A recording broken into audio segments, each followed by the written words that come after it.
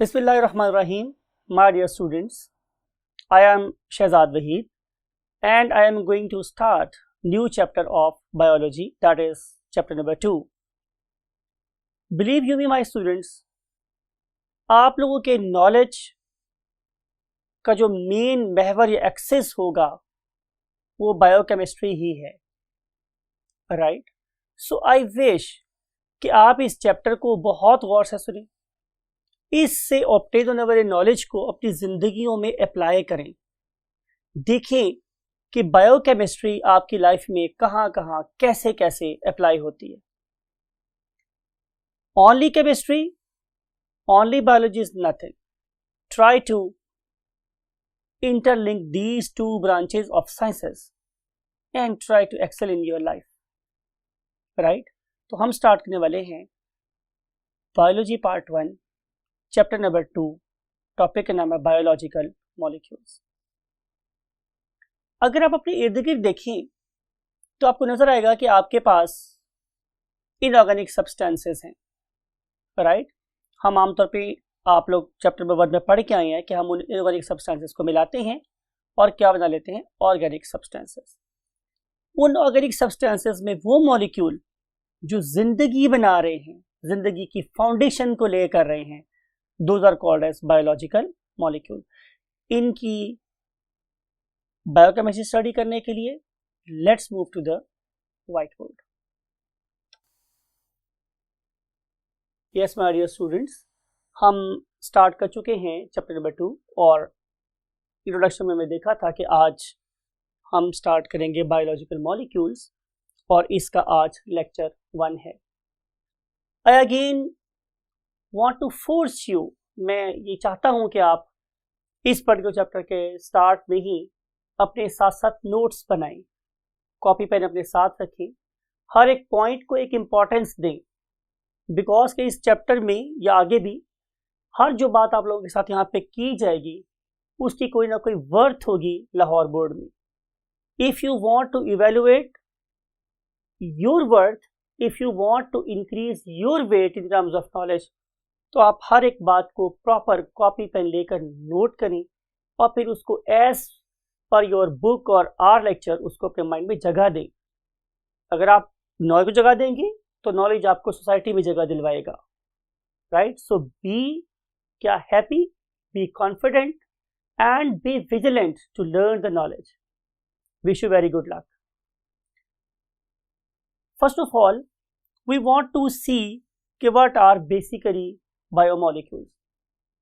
As I have discussed and you have learned in chapter 1 कि वो सारे के सारे 16 एलिमेंट्स, याद है ना आप लोगों को? पार्ट 1 का एक टॉपिक बायो एलिमेंट्स की बात की थी हमने कि वो 16 bio elements means inorganic substances जो आपस में मिल रहे हैं और मिल के क्या बना रहे थे, बायोलॉजिकल मॉलिक्यूल्स। हम उन पर्टिकुलर बायोलॉजिकल मॉलिक्यूल्स को साइंस की एक खास ब्रांच में स्टडी करते हैं and that very branch is called as biochemistry. So let's start and define what is basically what biochemistry. So we want to write biochemistry is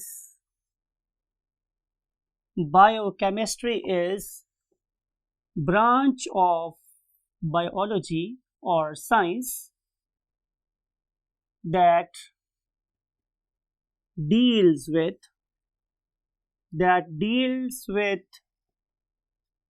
biochemicals and their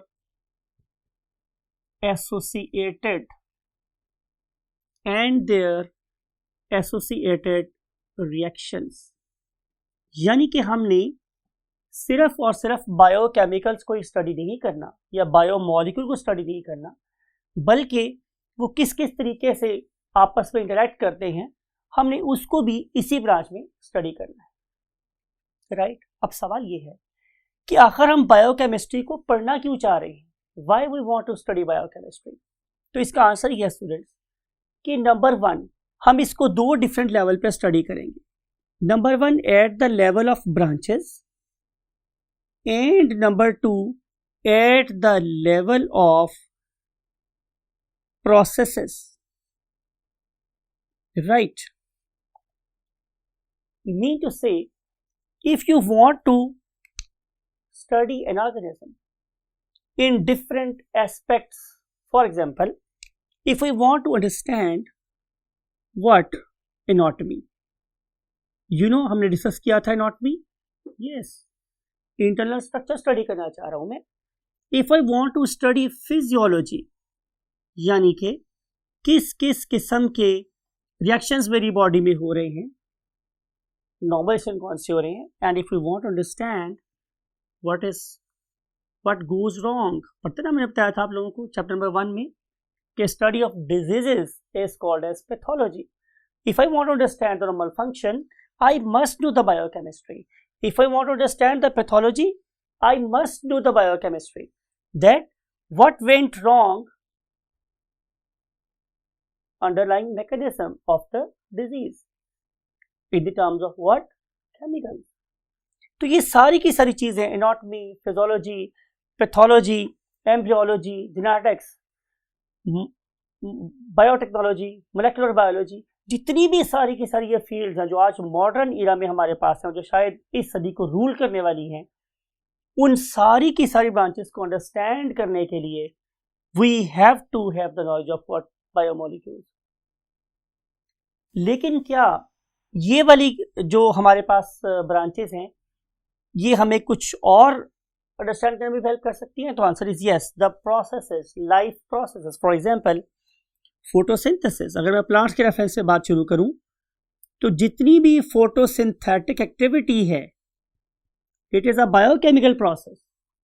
अगर दुनिया में ये वाला प्रोसेस रुक जाए तो बिलीव मी, जिंदगी का पहिया ही रुक जाए. If you want to know the processes of photosynthesis, reactions of photosynthesis, you should have a very strong and firm knowledge of what biochemistry. Then if we want to study digestion, right? If we want to study what? Respiration. If we want to study excretion,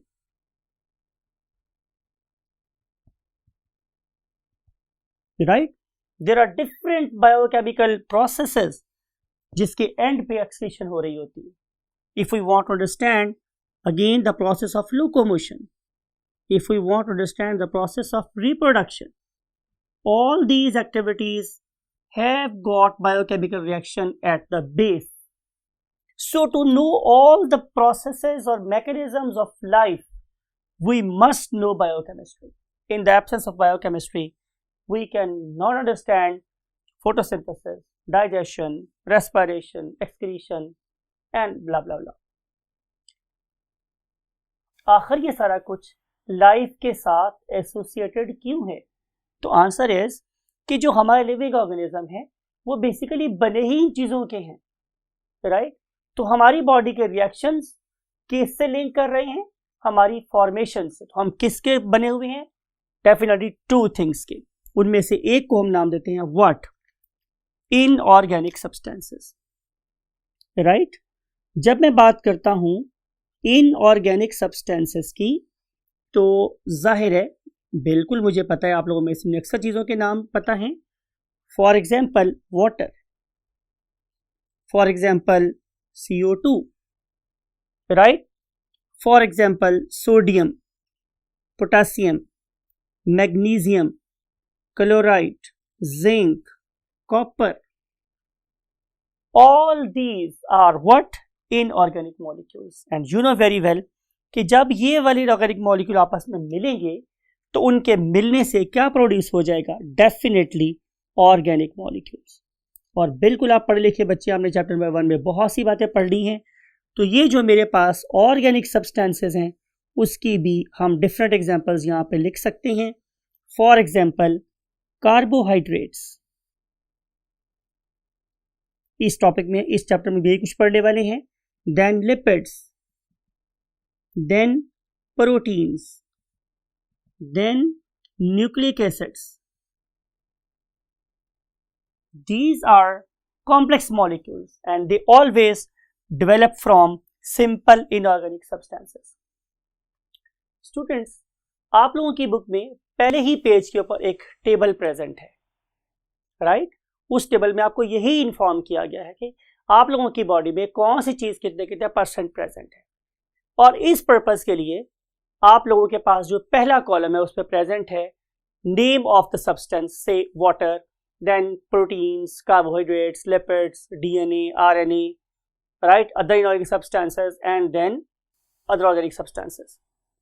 तो इन आप लोगों ने इसको इसी तरतीब से याद करना है, बिकॉज कई इस टेबल में से भी हम आपसे कोई भी वैल्यू पूछ सकते हैं। अगर आप सेकंड कॉलम को देख रहे हैं तो उसमें आप लोगों के पास बैक्टीरिया की बॉडी में से कंपोनेंट्स को डिस्क्राइब किया गया है।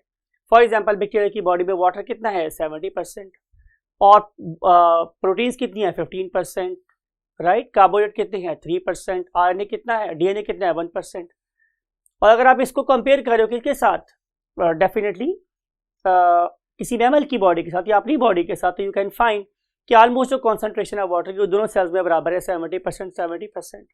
लेकिन जो हमारे पास प्रोटीन्स हैं वो ज़्यादा एडवांस किस्म के एनिमल्स में लाइक अस थोड़ी ज़्यादा है, मीन्स 18%। अगर आप लोग कार्बोहाइड्रेट की बात कर रहे हैं तो वो भी थोड़ा ज़्यादा है 4%। इसका मतलब यह है कि जो ऑर्गेनिज्म कॉम्प्लेक्स में चले गए हैं तब इनकी कॉन्सेंट्रेशन बढ़ती ही चली गई है। एक इंपॉर्टेंट बात मैंने आपको बतानी है कि अगर आप लोग आरएनए की बात करें तो आरएनए बैक्टीरिया में 6% है। ये बड़ी इंपॉर्टेंट बात है कि जितना ज़्यादा कोई सेल एक्टिवेटेड होगा उतना ही ज़्यादा उसके अंदर रेप्लिकेशन रेट ज़्यादा होगा, मीन उसमें आरएनए ज़्यादा होगा। ये बड़ी पते की बात है। जरा बात को फिर गौर से सुनिए। अब अगर आप बैक्टीरिया की बॉडी में आरएनए देखें तो वो क्या है 6%, और अगर उसकी निस्बत आप सिर्फ अपनी बॉडी में देखें तो ये क्या है जस्ट 1.1%। इसका मतलब ये है कि बैक्टीरिया की बॉडी में रेप्लिकेशन ज़्यादा तेज़ है एज कम्पेयर टू हमारी बॉडी के। तो ये कुछ ऐसी बातें हैं जो आप लोगों ने बिल्कुल सही तरीके से याद करनी है। ये टेबल यू कैन सी कि हमने ये टेबल आप लोगों के लिए यहाँ बनवाया भी है, और इस टेबल में आप इन सारी वैल्यूज को कंपेयर भी कर सकते हैं, right. So learn this table by heart, it is very very important. Every line can give you one very vital mark, right. So now we want to move to the next concept. Next concept मेरे पास students क्या है कि जो मेरे पास एक organism के survive करने के चांसेस, मिसाल के तौर पे एक ऑर्गेनिज्म दुनिया में तशरीफ ले आया, it may be a plant और it may be a animal और it may be a human being. ये ऑर्गेनिज्म दुनिया में आ तो गया है, हम बात करें इसके सर्वाइव करने की कि वो सर्वाइव कब करेगा, तो आंसर ये है कि वो सर्वाइव तभी कर सकता है कि जब वो अपने सराउंडिंग वाले रिसोर्सेज को यूज करे। जब मैं सराउंडिंग के रिसोर्सेज की बात कर रहा हूं तो माय डियर स्टूडेंट्स ये दो तरह के हो सकते हैं, जरा इनऑर्गेनिक रिसोर्सेज और ऑर्गेनिक रिसोर्सेज, जैसे हमने पहले डिस्कस किया लास्ट टेबल में। मिसाल के तौर पे अगर कोई प्लांट वाटर को एब्जॉर्ब नहीं कर सकता या CO2 को एब्जॉर्ब नहीं कर सकता फ्रॉम द एटमॉस्फेयर, तो definitely that plant will not be able to make what trioses and then hexoses, mean वो फूड ही नहीं बना सकेगा। तो उस पर्टिकुलर प्लांट की सर्वाइवल का इंसार किस बात के ऊपर है, क्योंकि इतनी ज़्यादा तेजी से कितने एफिशिएंटली CO2 को और वाटर को एब्जॉर्ब करके फोटोसिंथेसिस कर सकता है और फूड बना सकता है। वो प्लांट जो फूड बनाने में ज़्यादा एक्टिव हैं वो तेजी से ग्रो करेंगे, जो कम एक्टिव है वो कम ग्रो करेंगे। सिमिलरली अगर मैं अपनी बात करूँ या किसी और ऑर्गेनिज्म की बात करूँ, आपकी बात करूँ, तो आपकी ग्रोथ रेट के अनुसार भी किस बात के ऊपर है कि आपके सराउंडिंग में जो फूड प्रेजेंट है आप उसे कितना कंज्यूम कर सकते हैं, आप उसको कितना अपनी बॉडी का पार्ट बना सकते हैं। आप लोगों की क्लास में 3-4 मुख्तलिफ स्टूडेंट्स की एग्जांपल ले जाए तो ये जो मेरे पास स्टूडेंट है ये एवरेज स्टूडेंट है, उनके पीछे बैठे हुए जो हजरत हैं वो काफ़ी मोटे हैं। उसकी रीज़न क्या है, बिकॉज कि ज़रूरी नहीं है कि वो जितना मोटा इंसान है वो ज़्यादा खा रहा होगा, हर की ऐसी बात नहीं है। बात यह है कि उसकी बॉडी का मेटाबॉलिक रेट ज़्यादा है, वो जितना खा रहा है उतना ही एसिमिलेट हो जाता है, उसकी बॉडी का पार्ट बन जाता है, राइट। लेकिन इसके पास बैठे हुए एक और थिन और स्लिम एंड स्मार्ट किस्म की जो इंसान है, बेसिकली ये बहुत ज़्यादा खा रहे हैं लेकिन परहैप्स वो उनकी बॉडी का उतना पार्ट नहीं बन रहा। तो मैं कहना ये चाह रहा हूँ कि किसी ऑर्गेनिज्म की सर्वाइवल का इंहिसार किस बात के ऊपर है कि वो ऑर्गेनिज्म अपनी सराउंडिंग में से क्या ले रहा है और उसको अपनी बॉडी का कितना पार्ट बना रहा है, राइट। तो सर्वाइवल किस पर डिपेंड कर रहा है स्टूडेंट्स, इनटेक ऑफ सब्सटेंसेस के ऊपर। नंबर 1 आप लोगों ने उसको कितना इनटेक कर लिया, बहुत डिटेल से डिस्कस हुआ प्लांट की सेंस में भी और एनिमल के सेंस में भी। फिर दूसरी बात ये कि आपने उसको यूटिलाइज कैसे किया, यूटिलाइजेशन ऑफ द रिसोर्सेज। अगर आप इन दोनों चीजों को इफेक्टिवली कर लें तो डेफिनेटली आप लोगों का ग्रोथ रेट अपने कंपैरिजन पे प्रेजेंट लोगों से ज्यादा हो सकता है, राइट। अब मैंने जो भी कुछ खाया या मैंने जो कुछ भी पिया वो मेरी बॉडी में ऐसे नहीं पड़ा रहता, मेरी बॉडी में एक कैस्केड ऑफ एक्शन चल पड़ती है, राइट। आपने अगर पानी पिया तो उसका भी बॉडी पे इफेक्ट है, आपने कार्बोहाइड्रेट खाए हैं तो वो भी बॉडी में किसी प्रोसेस से गुजरेगी, प्रोटीन खाए किसी प्रोसेस से गुजरेगी। उन सारे के सारे रिएक्शंस को जो मेरी बॉडी में हो रहे हैं, right, from my head to my toe, in my heart, in my lungs, in my kidneys, anywhere in the body, वो जो भी रिएक्शन हो रहे हैं उनको हम ओवरऑल एक वर्ड में सम अप कर सकते हैं। सो सम of overall reactions taking place जो हो रहे हैं in one's body, किसी भी ऑर्गेनिज्म की बॉडी में जो रिएक्शन हो रहे हैं उन सारे के सारे रिएक्शंस को, इंपॉर्टेंट बात है कि बायोकेमिकल रिएक्शंस की बात हो रही है, हम उन सारे के सारे ओवरऑल रिएक्शंस को क्या बोलते हैं? Metabolism, right. अब मेटाबॉलिज्म में स्टूडेंट्स दो किस्म के रिएक्शन आगे इन्वॉल्व होते हैं। One of them is called as catabolism. मैं हमेशा याद करवाता हूँ, कैटाबॉलिज्म का मतलब कराटे होते हैं, आमतौर पर कराटे में चीजों को तोड़ते ही हैं, बनाता कुछ नहीं। कराटे वाले क्या कर सकते हैं? ब्रिक्स को ब्रेक कर सकते हैं, वुड को ब्रेक कर सकते हैं, राइट। तो कैटाबॉलिज्म में आपने याद रखना है कि हम लोग बेसिकली क्या कर रहे हैं? डिस्ट्रक्टिव, तोड़ने फोड़ने वाला मेटाबॉलिज्म कर रहे हैं। तो क्या तोड़ना फोड़ना किसी भी चीज को बुरी बात नहीं है? तो answer is in the terms of biochemistry हरगिज नहीं। फॉर एग्जांपल, मैं मिसाल देता हूं, आप लोगों ने एक अदद क्या खा लिया? ब्रेड खा ली फॉर एग्जांपल। ये ब्रेड आप लोगों की चपाती भी हो सकती है। आपने चपाती का यू नो वेरी वेल कि इस पर्टिकुलर चपाती में क्या होता है? Starch, right. तो ये स्टार्च तो मेरे लिए बिल्कुल बेकार है, बिकॉज इतना बड़ा मॉलिक्यूल है कि ये मेरे ब्लड में शामिल ही नहीं हो सकता। अगर मैं इस पर्टिकुलर मॉलिक्यूल को बॉडी में शामिल करना चाहता हूं तो I have to break it into the simple units. तो मैं इस पर्टिकुलर स्टार्च को ब्रेक करूंगा with the help of an enzyme called as amylase, और मैं स्टार्च को कन्वर्ट कर दूंगा इनटू ग्लूकोज मॉलिक्यूल्स। अब ये मेरे पास n नंबर ऑफ मींस लातादाद नंबर ऑफ ग्लूकोज मॉलिक्यूल बन गए। अब ये ग्लूकोज मॉलिक्यूल्स इतने छोटे हैं कि they can join my blood, अब मेरे ब्लड में जा सकते हैं, राइट। अब ये मेरे काम की चीज, अगर मैं चीज खा रहा हूं लेकिन वो मेरी बॉडी का हिस्सा ही नहीं बन सकती तो वो फूड बिल्कुल यूजलेस है। इसका मतलब ये होगा कि catabolism is a very first thing जो मेरी बॉडी में होनी चाहिए। अगर कैटाबॉलिज्म नहीं होगा तो मेरे पास एनाबॉलिज्म की फाउंडेशन नहीं होगी। अब एनाबॉलिज्म किस तरह हम लोग कर रहे हैं? Anabolism is basically constructive metabolism. मैं लिख रहा हूं आप लोगों के लिए, इसी के कंपैरिजन पे लिख रहा हूं मैं कि it is basically a constructive metabolism, यानी कि इसमें हम चीजों को जोड़ेंगे, चीजों को बनाएंगे, तोड़ेंगे नहीं। से मैंने बात की आप लोगों के मसल्स की, राइट। और अगर आप किसी एक मसल को देखें तो इस पर्टिकुलर मसल के अंदर हम स्टोर कर सकते हैं किस चीज को? Glycogen. This is glycogen. Glycogen हमारे मसल में और लिवर में स्टोर हो जाता है। लेकिन अगर मैं ग्लाइकोजन को स्टोर करवाना चाहता हूं तो मुझे पहले ग्लाइकोजन को बनाना पड़ेगा। अब ये मेरे पास एक ग्लूकोज का मॉलिक्यूल है, दूसरा ग्लूकोज का मॉलिक्यूल, तीसरा, चौथा, पांचवा, और ये चलते चलते चलते चलते nth नंबर तक पहुंच गया। अगर मैं इस तरह से ग्लूकोज मॉलिक्यूल को आपस में जोड़ता जाऊं और मैं एक मेमथ बहुत बड़ा स्ट्रक्चर बना लूं तो इस बहुत बड़े स्ट्रक्चर को मैं क्या बोलूंगा? ग्लाइकोजन। तो फिर मैं इस ग्लाइकोजन को अपने मसल में स्टोर कर सकता हूं as a source of energy. तो बात ये हुई स्टूडेंट्स कि अगर मेरे पास ग्लूकोज ही ना होता तो मैं ग्लाइकोजन कैसे बनाता? इसलिए मैं ये बात कर रहा हूं कि catabolism is essential for anabolism. पहले आपके पास बिल्डिंग ब्लॉक्स होंगे, रिसोर्सेज होंगे, तो ही तभी आप लोग उनको जोड़ के क्या बना सकते हैं, जाहिर है मैक्रोमोलिक्यूल्स, अपनी बॉडी के पार्ट्स बना सकते हैं। अगर आपके पास अमाइनो एसिड्स हैं तो you know very well if you have amino acids then you may combine n number of amino acids and you may have what, the protein, right?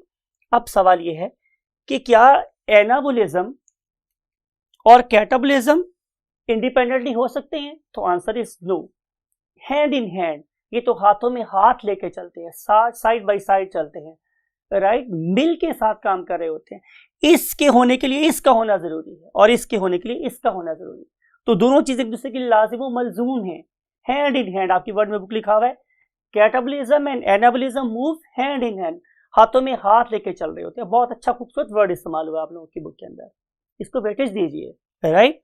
तो अगली हम बात ये कर रहे हैं स्टूडेंट्स कि इन दोनों में और भी फर्क है, तो again answer is yes, because कि जो कैटाबोलिज्म है it involves the bond breaking. इसमें क्या हो रही है, बॉन्ड ब्रेकिंग हो रही है, और जब भी हम बॉन्ड ब्रेक करते हैं तो उसके रिजल्ट में एनर्जी रिलीज होती है, कौन सी, जो एक्सेसिव होती है, to make another stable bond. जब मैं किसी एक लेस स्टेबल बॉन्ड को ब्रेक करता हूं तो उसके रिजल्ट में एक नया मोर स्टेबल बॉन्ड बनता है।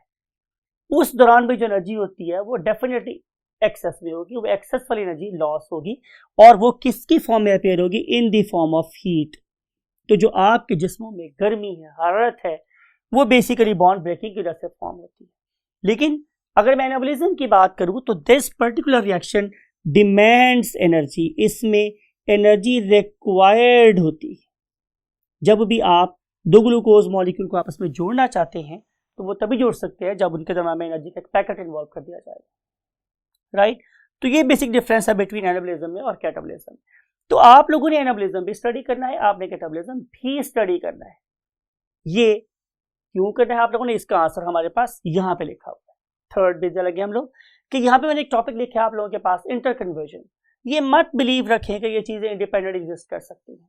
अगर आप लोगों की बॉडी में ये मैं लिख रहा हूं व्हाट, कार्बोहाइड्रेट, राइट? फिर ये मैंने लिख दिया फॉर एग्जाम्पल प्रोटीन्स, राइट? और ये लिख दिया है मैंने स्टूडेंट्स व्हाट, लिपिड्स। तो बिलीव मी कि ये सारी चीजें इंटरकन्वर्टेबल हैं। मैं कार्बोहाइड्रेट्स को प्रोटीन में और प्रोटीन्स को कार्बोहाइड्रेट में कन्वर्ट कर सकता हूं। सिमिलरली मैं लिपिड्स को कार्बोहाइड्रेट्स में और कार्बोहाइड्रेट्स को लिपिड में कन्वर्ट कर सकता हूं। And same is the case here, I can convert protein into lipids and lipids into proteins, right? मिसाल के तौर पे अगर मेरे पास एक कार्बोहाइड्रेट है, उसके अंदर अगर मैं एक अमाइनो ग्रुप ऐड कर दूं, मींस मैं उसकी एमिनेशन कर दूं, तो मेरे पास बन जाएंगे क्या, अमाइनो एसिड, और अमाइनो एसिड से मैं क्या बना सकता हूं, protein. So amination is a process that will be used to make amino acids from the carbohydrates. Similarly अगर मैं इसमें से एक अमोनिया उतार दूं तो मैं किसी भी एक अमाइनो एसिड को किसी कार्बोहाइड्रेट जैसा बना सकता हूं। तो ये सारे आपस में इंटरकन्वर्टेबल हैं। तो नॉट ओनली आप लोगों को ये कॉन्सेप्ट मन में रखना है, बल्कि आप लोगों को इन सारे रिएक्शंस को भी अंडरस्टैंड करना है। पर्टिकुलरली हमारे यहाँ एक टॉपिक उसके नाम है बायोएनर्जेटिक्स, उसमें बड़ी डिटेल के साथ आप लोगों के साथ फोटोसिंथेसिस और रेस्पिरेशन के प्रोसेसेस और अंडरस्टैंड करेंगे। Again take very good care of yourself till next lecture. अल्लाह हाफिज।